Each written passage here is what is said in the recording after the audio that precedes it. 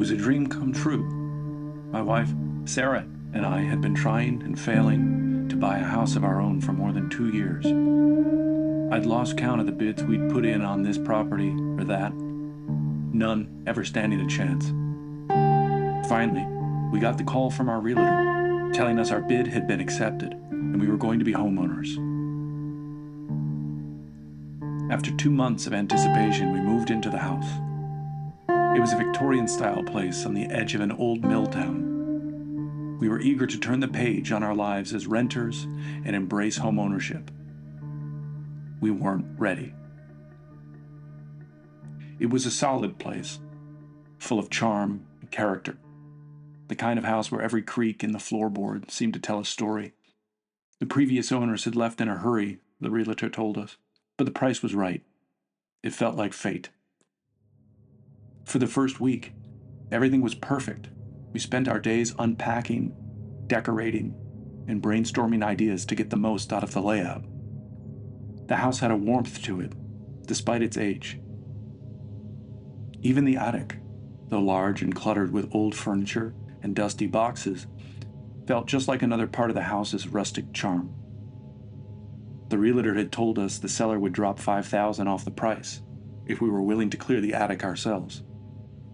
If you've ever bought a home, you know that this is a moment when any reduction in price sounds like a miracle, so we didn't blink. We spent a week in that house, believing we'd found our forever home. It began with the noises. Late at night, after we had turned in, there would be faint creaks coming from above, soft, almost imperceptible. The kind of sounds you'd expect from an old house. Wood settling, the wind brushing the roof. But then the noises became more distinct, nearly rhythmic. I didn't say anything to Sarah at first, but I thought it sounded like footsteps, slow and deliberate, pacing back and forth in the attic. I remember the first night Sarah mentioned it. We were lying in bed, the house still dark, when she reached over and gripped my arm. "Did you hear that?" she whispered, her voice trembling. I listened, straining my ears in the silence. Then, a creak, like an aching floorboard, protesting under weight. It was faint, but unmistakable. A moment later, another, followed by another, and another. "Probably just the house settling," I said, trying to reassure both her and myself, but I knew something was wrong. The sound was too regular. I lay awake, both straining to hear and desperate to hear nothing else. I heard a story from a friend with an old house when I was in high school. He talked about a ghost walking in circles on the floor above his bedroom every night. I couldn't remember if anything ever came of it. Something about that story clung to me and was nibbling at my consciousness now. Over the next few nights, the sounds grew louder. The steps, if that's what they were, seemed to grow more agitated, as if whatever or whoever was up there was becoming restless, almost daring us to hear it. Sarah's anxiety deepened. She couldn't sleep, and truthfully, neither could I.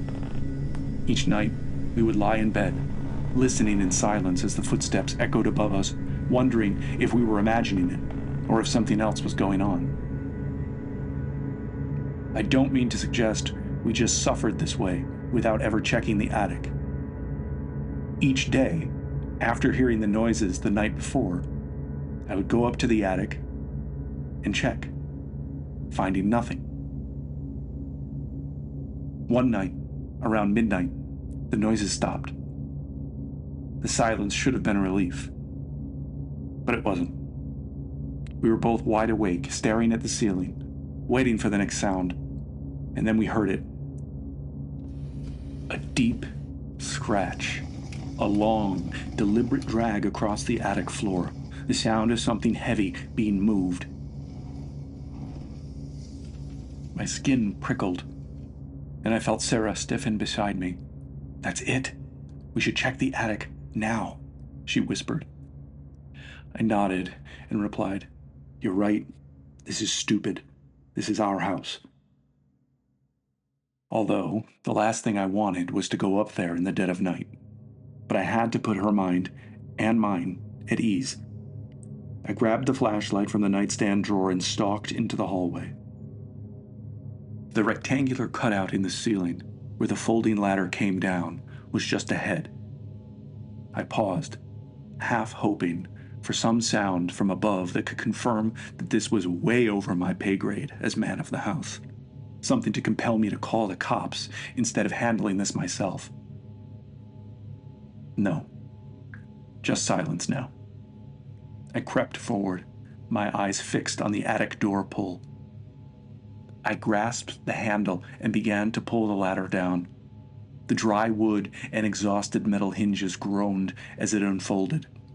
Every time I'd been up to the attic since buying the house, I told myself I was going to put grease on the hinges, but I never got around to it. The sound seemed to echo through the house, unnaturally loud against the stillness. Sarah hovered near the bedroom door, her eyes wide with fear. I could feel my heart pounding in my chest as I climbed up the flimsy steps, the flashlight trembling in my hand. When I reached the top, I shone the light into the attic. The beam flickered over old furniture and boxes of outdated clothing. The air was thick, stale, with a musty smell of neglect. I cleared the ladder and stood in the attic, feeling the boards creak beneath me. Every corner I peered into revealed nothing but newly disturbed clouds of dust motes and stacks of moldering boxes. But the unease remained. I made my way to the far corner of the attic, where the sound had seemed loudest. My flashlight lit up a large, dusty chest, covered in cobwebs, but nothing else. I crouched down, pressing my hand to the floor where I thought the dragging noise had come from. The wood felt cold, smooth under my fingers. Examining my fingers, I saw that I'd disturbed a layer of dust on the floor. Turning quickly, I scanned the attic one last time before heading back down. I didn't want to admit it, but I was more than relieved to find nothing. Not even an animal to tangle with. I climbed back down the ladder and gave Sarah a forced smile. "There's nothing up there," I said, trying to sound convincing. "It could be the wind or the house settling." Assembling a narrative to calm her, I said, "I bet you it's a raccoon or a squirrel that found out it could get out of the weather up there. We can bring in an exterminator." She nodded, but I could see the doubt in her eyes. We both knew something wasn't right. Over the next few nights, the noises only grew louder. The pacing turned into shuffling, and sometimes it sounded like objects were being moved, thudding heavily against the floor. It had been days since I'd called to schedule an exterminator visit, but it would be 3 more days and nights until our appointment. It wouldn't have made a difference. We soon found out. It was late, past midnight, when we were both startled awake by a loud thump, followed by the unmistakable sound of footsteps. Faster this time, moving across the attic directly above us. Sarah sat bolt upright in bed, her face pale. "Someone's up there. A person," she hissed, her voice vibrating with fear. I couldn't see her face in the dark, but I knew it was pinched with panic. "I heard them. They're walking around right now." My pulse quickened. The footsteps continued, pacing erratically, then stopping for a moment before resuming, faster, heavier, as if whoever was up there was tired of sneaking around. Well, I was tired too. Tired of dealing with this crap in my own house. I grabbed the flashlight, heart pounding in my chest. This time, I didn't hesitate. I yanked the ladder down and climbed up as fast as I could, the flashlight trembling in my grip. As I reached the top, I felt a cold draft hit me. Something was different here. Cool air was moving from the far end of the attic and blowing against my face. I swung the light toward the far end of the attic and my heart nearly stopped. In the corner, near the chest I had checked on days ago, the wall was moved, shifted slightly to reveal a door I had never seen before. The realization hit me all at once. There was another room up here. Before I could react, I heard the softest slide of a foot on the floor. Not from beyond the door, but directly behind me. I whipped the flashlight around and froze. Only feet away stood a figure, a gaunt, hollow-eyed man, his clothes tattered and his hair matted. His eyes seemed to pop from his skull, feral and desperate, as they met mine. My breath caught in my throat. "Can I come downstairs?" he rasped. The voice was small and ragged. A cold bead of sweat slipped down the center of my back. Sarah's terrified voice called out from below, but I couldn't move.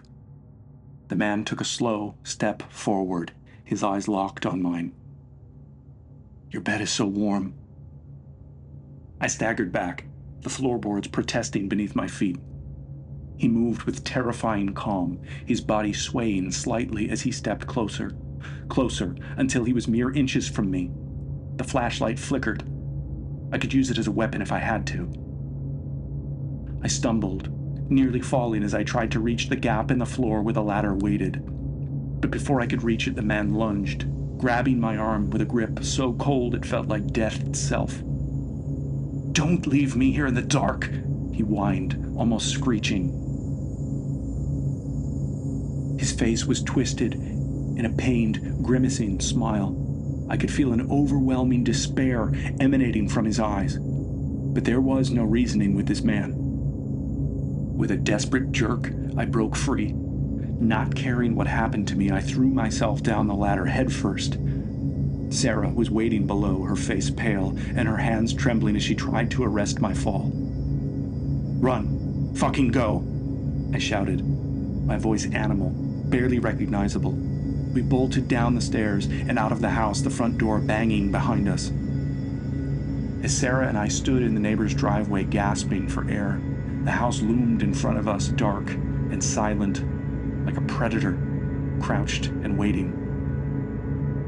My heart pounded in my chest as I felt my guts churning, but I knew I couldn't calm down, not yet. I pulled Sarah closer, holding her shaking frame as we both tried to make sense of what had just happened. "What was that?" Sarah said, her voice shaking. "Who was he?" I had no answers.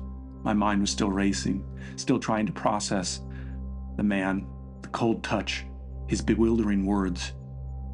It was impossible. Why would anyone want to be up there? I looked back at the house, expecting to see movement in the attic window. But there was nothing, just darkness. A horrifying thought crept into my mind. Was he real? Everything had felt so vivid, his grip, the terror in his eyes. But it was like he had materialized out of nowhere. "We can't stay here," I muttered. "We need to call the police. Should have called them days ago." Sarah nodded, her face pale, and I fumbled for my phone. My fingers shook as I dialed, and soon we were relaying the whole unbelievable story to the 911 operator. She did her best to sound concerned, but I could tell from her voice that she thought we were just a scared couple in an old creaky house.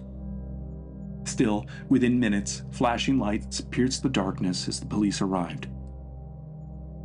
2 officers approached cautiously. They listened as I explained what had happened in the attic. They exchanged a skeptical glance, but they were professional. Pulling out their flashlights and headed inside, while another officer stayed with us. Sarah and I watched, clutching each other as they entered the house. We could hear them wandering around for several long minutes. Saw them pass in front of windows on the first floor and start to climb the stairs. Soon we heard muffled voices from the attic, and then suddenly a loud thud. We both jumped, our eyes locked on the house, waiting. The officers came back downstairs and out the front door. Walking down the driveway, I saw their faces were grim. One of them held out a large, antique-looking key. "There's a door up there," he said, "hidden in the wall. It leads to a whole other room behind the proper attic." I nodded, my stomach twisting. "I saw it, but the officer held up a hand. There's no one there now, but we did find evidence that someone's been living up there for a long time. Blankets, old clothes, some food wrappers. There's also evidence he's been visiting the main part of your house. We found a few framed photos of the two of you with his other things." Sarah let out a strangled gasp. "How long do you think he's been up there?" The officer shook his head. "Hard to say, but from the looks of it, easily months. I think more. Might have been sneaking in and out whenever you were away from the house. We'll need to investigate further." My blood ran cold. The thought of that man watching us, listening to us, waiting in the ceiling while we went about our lives, it was too much. Sarah's grip on my arm tightened, her knuckles white. I could see the panic in her eyes, the same panic that mirrored my own. "We're not going back in there," I said firmly. The officer nodded. "That's probably for the best. We'll conduct a full search and lock everything down tonight. You'll need somewhere to stay for the time being." The next few days were a blur. We stayed at a nearby motel, barely sleeping, jumping at every noise. The police investigated the house thoroughly, combing through every inch, but the man, the one I'd seen, was never found. They suspected he was a squatter, someone who'd been living unnoticed for years, perhaps, slipping in and out when no one was around. But there were other things they couldn't explain. The realtor showed us photos on his phone as he was preparing to sell the place. He found all sorts of bizarre stuff around the attic. Strange symbols carved into the beams of the rafters. Old, yellowed papers covered in incomprehensible writing tucked behind the walls. And the door, the secret room. There was no record of either in the house's blueprints. It was like it had been added long after the house was built. Sarah and I never went back. We hired a moving company to clear out our things. We sold the house at a loss, not caring about the money anymore. The relief of leaving was worth every penny.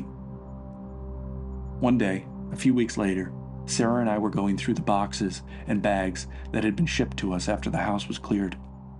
She was unpacking a box of sweaters that had been pulled from her closet at the old place. Her scream brought me running from the other room. "What is it?" I shouted. "Look!" She was pressed against the wall beside the door with her finger extended toward the bed. Her sweater lay on our bed, half balled up. I stepped closer and peered over the thick collar. Inside the neck of the sweater was a scattering of teeth, all molars. Some stained dark brown with blood. The police came and collected the sweater. We didn't sleep for a few nights after that. Just a grotesque epilogue to the horrible story we had wandered into, I guess. The house, they said, had a history. An old man had lived there decades ago, a recluse who was never seen by the neighbors. Rumors swirled about strange noises, odd comings and goings at night, but nothing was ever documented. We heard that when he died, the house changed hands a few times, each owner leaving quickly, always with an excuse, a job transfer, family issues, but it was always sudden, like they couldn't sell and get out fast enough. We moved away to a new town, a new place where the only creaks in the floorboards would come from our own footsteps.